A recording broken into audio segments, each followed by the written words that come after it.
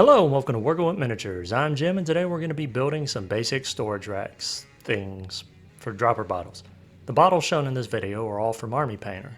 If you want to do something similar to this for a different kind of bottle, such as the Citadel bottles from Games Workshop, you'll need to use a different size of PVC than what's used in this video. The base materials are a ratcheting PVC cutter, 1-inch Schedule 40 PVC pipe, sandpaper, something to measure with, and liquid nails. Let's start with there are many ways to do this, such as using a hacksaw, but then that leads to needing a vise or clamps.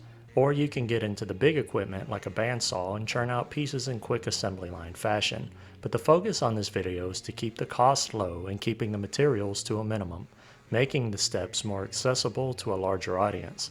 This is just the easiest and cheapest way I was able to think of. For this video, we'll only look at two styles that we'll call Method 1 and Method 2. The steps are exactly the same, with the exception of how long you need to cut each PVC piece.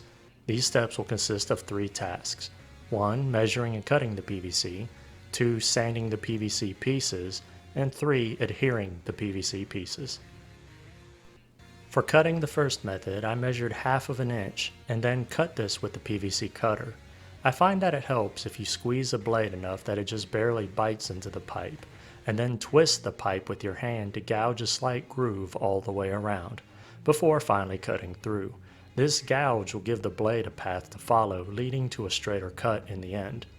I repeat this to cut additional rings, and I was able to cut about 3 or 4 rings a minute at an easy pace. Just a quick note, the reason I chose 1/2 inch increments is because this will allow you to read the text on the front of the paint bottle. If it were any taller, it would obscure some of this text. For the second method, the steps are exactly the same. However, instead of measuring 1/2 inch, I measure 1.5 inch. This will leave some of the upper part of the bottle exposed. You'll not be able to read the label, but you'll be able to easily see the color that's in the bottle. Once your pieces are cut, use some sandpaper to clean up any sharp edges and to rough the outside. Here I use 60 grit sandpaper, which was entirely too coarse, but it's what I had at the time. I would recommend somewhere between 120 and 180 grit.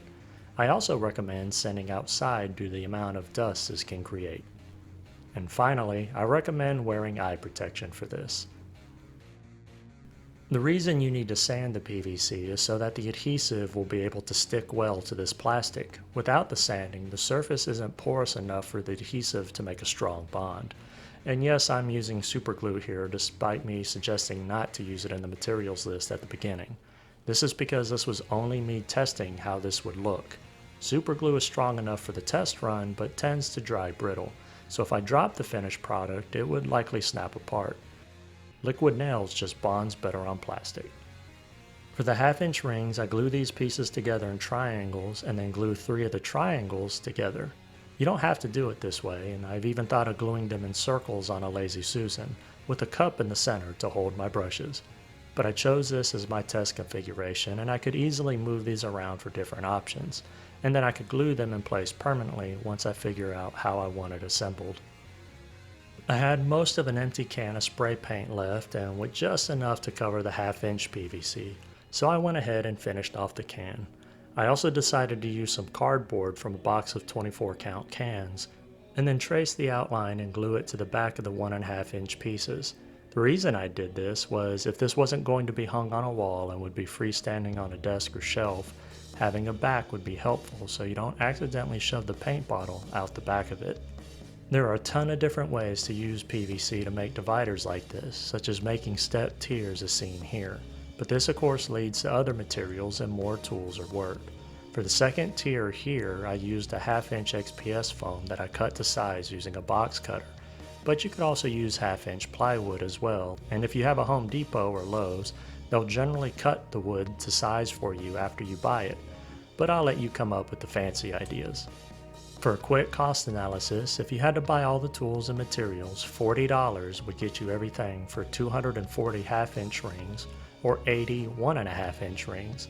Just keep in mind those counts are based on if you make no mistakes, and you should always plan for mistakes. However, once you have all the tools, then it'll just be an additional $5 for another 240 1/2 inch rings or another 80 1.5 inch rings.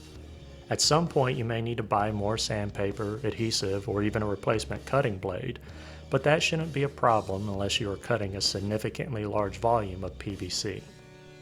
And that will bring this video to its end. I hope you learned something or were inspired to make your own PVC paint storage racks. If you have any questions or comments, or if you try this yourself, please leave a comment and let me know how it went.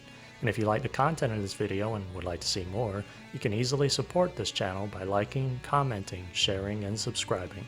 I'm Jim with Working with Miniatures. I'm truly grateful for your time, and I bid you a fond farewell. Until the next video.